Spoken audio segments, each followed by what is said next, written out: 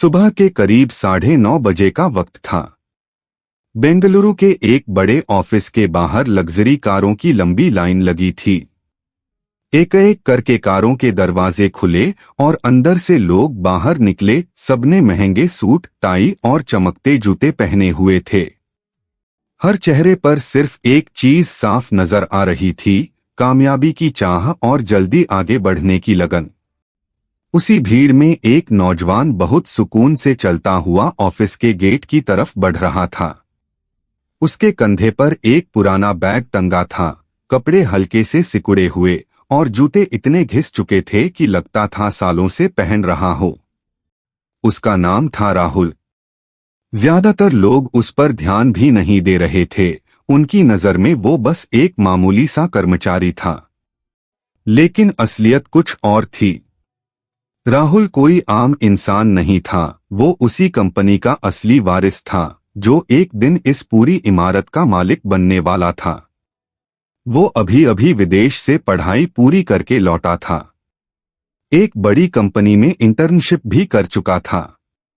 फिर भी उसने अपनी पहचान छिपाने का फैसला किया, क्योंकि वो देखना चाहता था कि एक आम इंसान बनकर इस सिस्टम में रहना कैसा होता है और असली मेहनत करने वालों की जिंदगी कैसी होती है। राहुल ने ये सोचकर फैसला किया कि अगर उसे कंपनी की जिम्मेदारी संभालनी है तो सबसे पहले उसे अपनी टीम को सही तरह से समझना होगा। कौन वाकई ईमानदार है, कौन सिर्फ दिखावे में अच्छा बनने की कोशिश करता है और कौन अपनी पोजीशन के घमंड में इंसानियत भूल चुका है। ये जानना बहुत जरूरी था। इसीलिए उसने एक सफाई कर्मचारी का रूप धारण किया। हाथ में झाड़ू थामे, सिर झुकाए, वो धीरे धीरे ऑफिस के अंदर दाखिल हुआ। गेट पार करते ही पीछे से ऊंची एड़ी के जूतों की तेज आवाज आई। एक औरत तेजी से उसकी तरफ बढ़ रही थी। वो थी प्रीति, कंपनी की असिस्टेंट मैनेजर। प्रीति अपने सख्त मिजाज के लिए जानी जाती थी। वो अपने अधीन काम करने वालों पर अक्सर सख्ती करती थी। जैसे ही उसकी नजर राहुल पर पड़ी, उसने ऊपर से नीचे तक उसे गौर से देखा और तीखे लहजे में बोली, "यहां क्यों खड़े हो? फौरन सफाई करो, ये तुम्हारे खड़े होने की जगह नहीं है।" राहुल ने बिना कुछ कहे सिर झुका लिया। उसके दिल में हल्का सा दर्द महसूस हुआ, मगर चेहरे पर सिर्फ खामोशी थी। राहुल ने मन ही मन गहरा दुख महसूस किया, लेकिन चेहरे पर उसने पूरा सुकून बनाए रखा। वो बिना कुछ बोले झाड़ू उठाकर एक कोने की तरफ चला गया। यह अपमान सहना आसान नहीं था, मगर उसे याद था कि उसका असली मकसद कुछ और है। ये कोई खेल नहीं, बल्कि एक बड़ा इम्तिहान था जिसे पास करना उसके लिए बहुत जरूरी था। जाते जाते प्रीति ने ताने के लहजे में कहा, "और हाँ, यहां पुराने सफाई कर्मचारियों की तरह सुस्त मत दिखना, वरना ज्यादा दिन नहीं टिक पाओगे।" उसकी बात सुनकर पास बैठे कुछ लोग हल्के से मुस्कुरा दिए। कुछ ने छिपकर हंसी दबाई और कुछ ऐसे ही फाइलों में चेहरा छिपाकर निकल गए। किसी ने यह नहीं सोचा कि जिसे वो आज एक मामूली सफाई कर्मचारी समझ रहे हैं, कल वही उनके भविष्य का फैसला करने वाला होगा। राहुल ने झाड़ू से फर्श पर एक हल्की सी लाइन खींची और मन ही मन कसम खाई कि वो सब देखेगा, सब सहेगा और जब सही वक्त आएगा तो सच्चाई सबके सामने लाएगा। दोपहर का वक्त था। ऑफिस का माहौल हमेशा की तरह चहल पहल से भरा हुआ था। कुछ लोग जोर जोर से हंस रहे थे तो कुछ अपने कॉफी मग लेकर गपशप में मशगूल थे। राहुल चुपचाप एक कोने में झाड़ू लगाए जा रहा था। उसकी नजर फर्श पर थी, मगर उसके कान सब कुछ सुन रहे थे।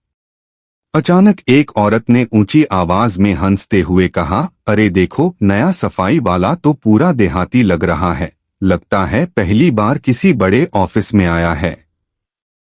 उसके पास बैठी दूसरी लड़की बोली, हाँ, लगता है इसे लिफ्ट का बटन दबाना भी नहीं आता। इतना सुनते ही उनके साथ बैठे एक और शख्स ने ताना मारा, कल कैंटीन में हमारे साथ खाना मांगने मत आ जाना। ये बातें सुनकर सबकी हंसी एक साथ गूंज उठी। पूरे माहौल में घमंड और तौहीन की बदबू सी फैल गई। लेकिन राहुल ने सिर नहीं उठाया। उसके होठों पर बस एक हल्की सी मुस्कान थी। वो अंदर ही अंदर सबके चेहरे याद कर रहा था। उसे मालूम था ऐसे ही वक्त इंसान की असली आजमाइश लेते हैं। राहुल सबकी बातें चुपचाप सुन रहा था। वह किसी से कुछ नहीं बोला, लेकिन हर चेहरे को ध्यान से देख रहा था, जैसे सबके असली रंग पहचान रहा हो। कुछ देर बाद सब लोग अपनी हंसी मजाक खत्म करके और कॉफी पीकर कमरे से बाहर चले गए। राहुल वहीं सफाई के काम में लगा रहा। उसके अंदर कहीं हल्का गुस्सा था, लेकिन उसने खुद को संभाल लिया। वह जानता था कि अगर उसने जल्दबाजी या गुस्सा किया तो उसकी पूरी मेहनत बेकार चली जाएगी। उसे समझदारी से धीरे धीरे आगे बढ़ना था। शाम का वक्त हो चुका था। ऑफिस के बाहर एक चमकदार लग्जरी कार आकर रुकी। राहुल ने दूर से देखा, प्रीति फोन पर बात करते हुए कार में बैठ रही थी। उसके चेहरे पर घमंड और दिखावे की झलक साफ दिख रही थी। फोन पर उसकी आवाज राहुल तक पहुंची। हाँ हनी, आज रात मुझे किसी 5 स्टार रेस्टोरेंट में ले चलो। मैं किसी सस्ते कैफे में नहीं जा सकती। राहुल कुछ पल तक उसे देखता रहा, फिर धीरे से अपनी नजरें झुका लीं। उसके मन में बस एक ही ख्याल आया, ये घमंड ज्यादा दिन नहीं टिकेगा। राहुल मन ही मन सोच रहा था, यह घमंड और झूठ ज्यादा दिन नहीं चलेगा। पद और ताकत हमेशा किसी को नहीं बचा सकती। एक दिन सच्चाई सबके सामने जरूर आएगी। यह सोचकर वह धीरे धीरे ऑफिस से बाहर निकल गया। सायंकाल की ठंडी हवा उसके चेहरे से टकराई, जिससे उसे थोड़ी राहत महसूस हुई। लेकिन उसकी आंखों में अब एक नई चमक थी, एक ठोस इरादा, एक फैसला। यह उसके लंबे सफर की शुरुआत थी, जिसमें हर झूठ और हर अन्याय को उजागर होना था। अभी फर्श पूरी तरह सूखा भी नहीं था कि पीछे से प्रीति की तेज आवाज आई, ये सफाई तुमने की है क्या? फर्श अभी भी गीला है। अगर कोई गिर गया तो तुम जवाब दोगे?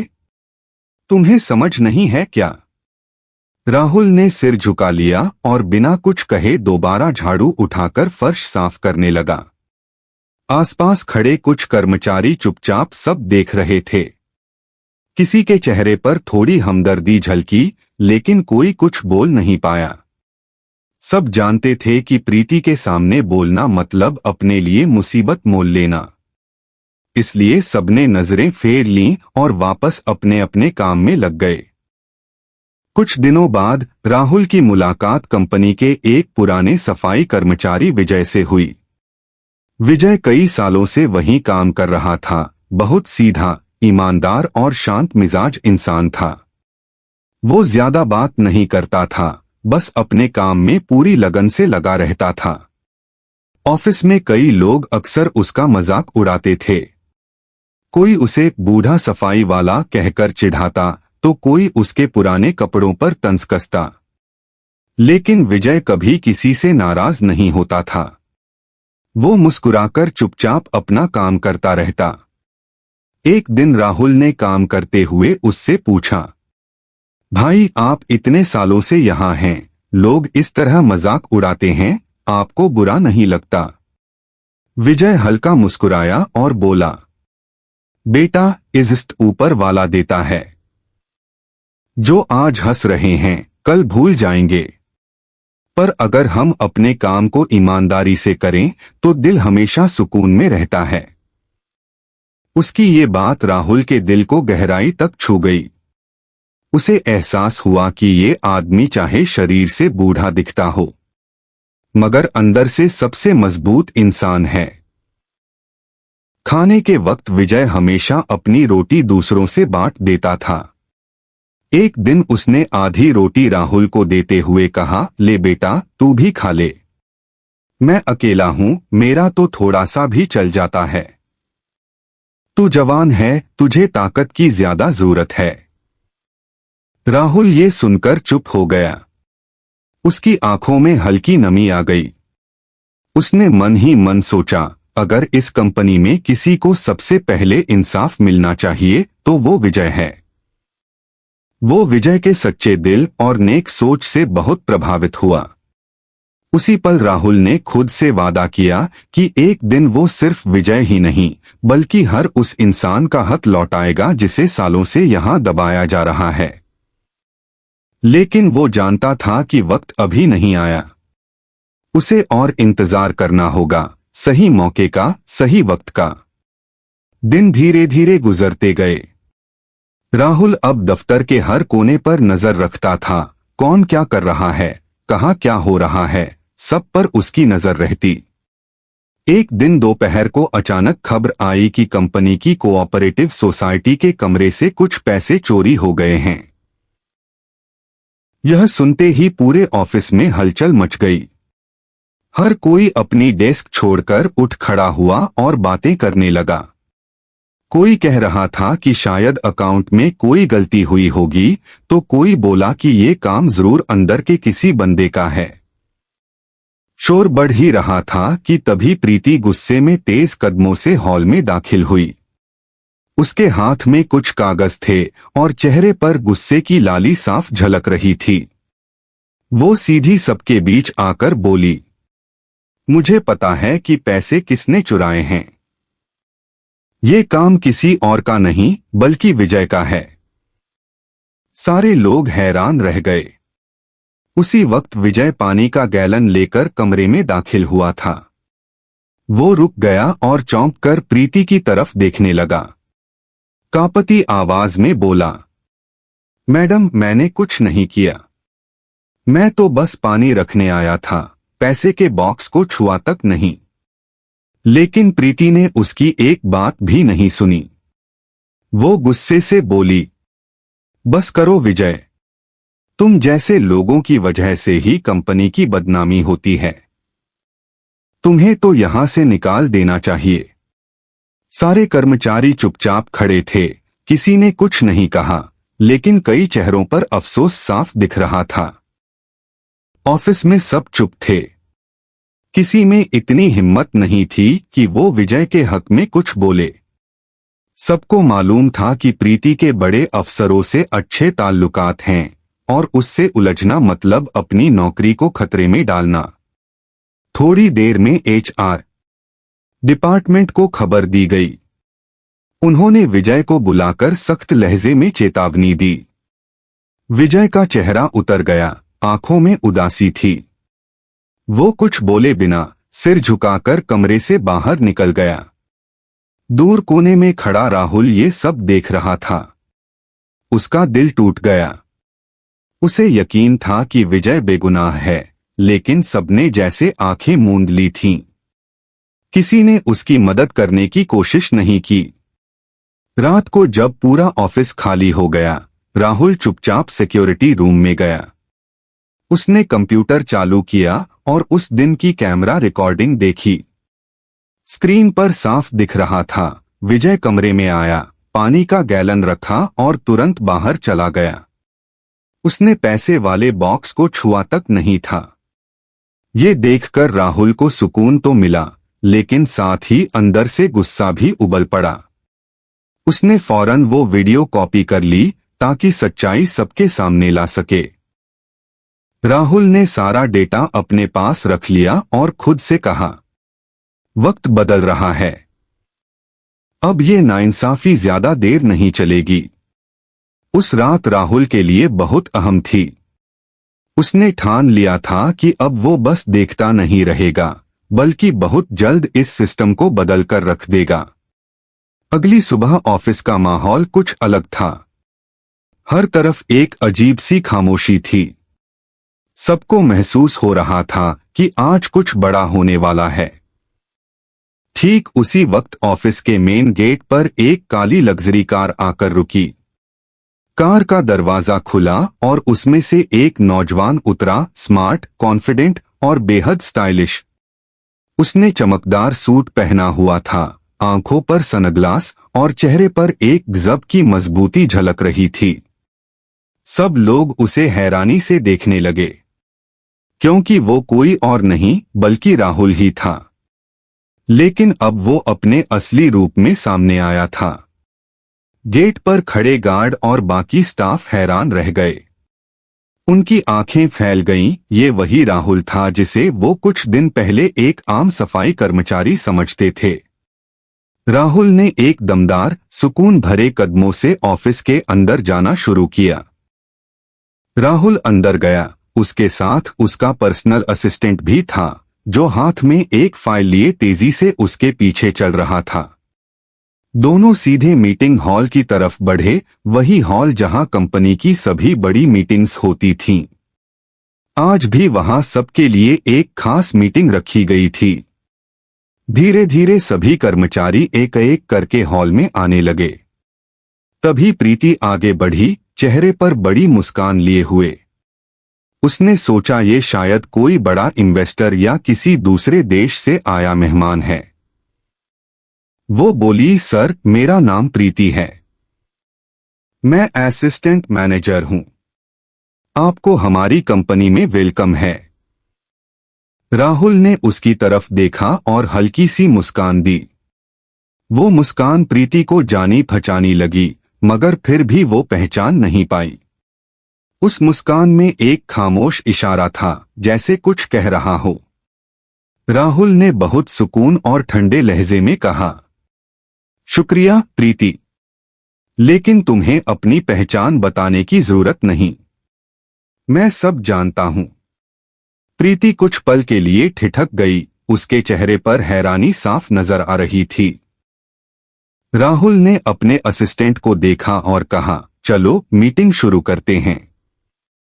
कमरे की लाइट थोड़ी धीमी हुई और राहुल ने बड़ी स्क्रीन ऑन की। जैसे ही स्क्रीन पर वीडियो चला, सबकी निगाहें उसी पर टिक गईं।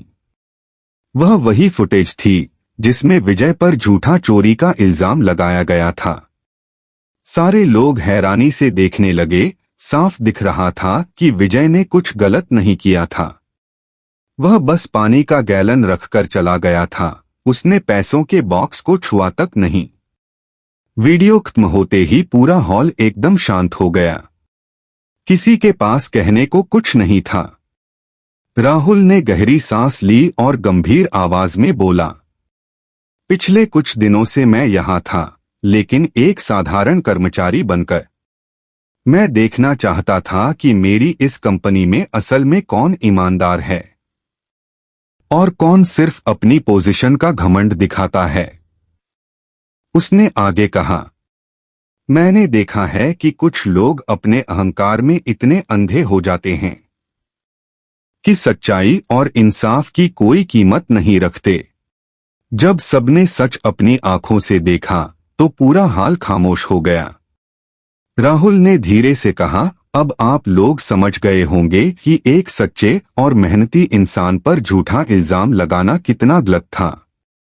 प्रीति का चेहरा सफेद पड़ गया था। उसके होंठ कांप रहे थे, पर जुबान से कोई शब्द नहीं निकल पा रहा था।